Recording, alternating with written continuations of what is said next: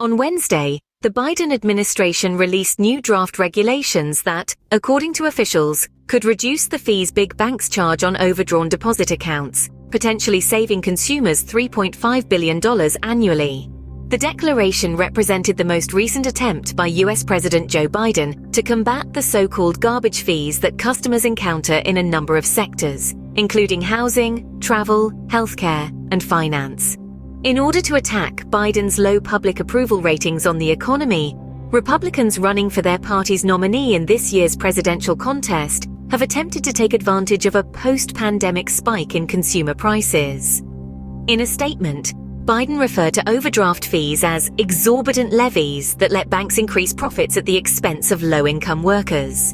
"Banks call it a service. I call it exploitation," he stated.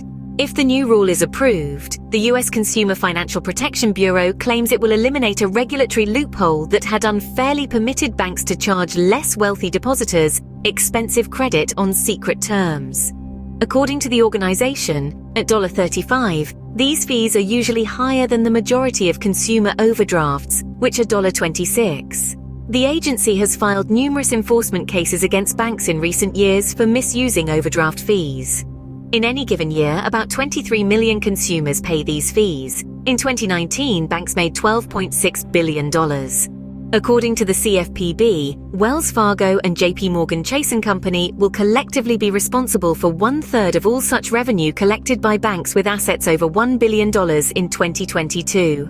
The Consumer Bankers Association's president, Lindsey Johnson, urged the CFPB to rescind the proposal on Wednesday, labeling it as politically driven. In a statement, she claimed that the industry's use of overdraft fees was already declining and that any more regulations would reverse this development. In a survey released last month, the CFPB stated that 25% of consumer families had overdraft fees in the previous month, and that these charges were generally unexpected.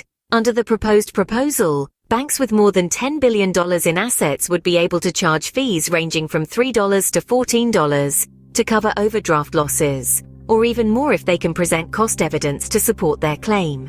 As long as they follow the same guidelines that apply to other types of consumer credit, the rule would also permit them to issue overdraft loans, as long as they provide explicit disclosures about the associated interest rates. A public comment process is now in place for the proposal, and officials have stated that they anticipate the final version to go into effect in late 2025.